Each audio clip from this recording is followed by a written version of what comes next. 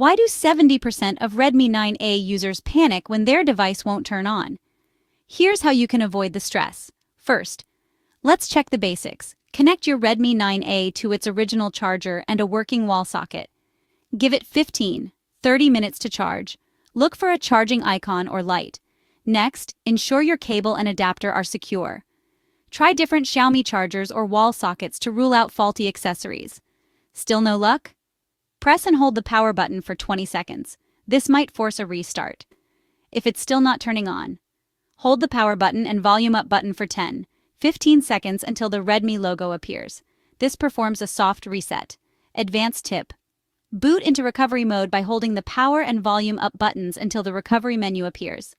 Navigate using volume buttons and select with the power button. If all else fails, inspect for physical damage or visit a Xiaomi service center for professional help.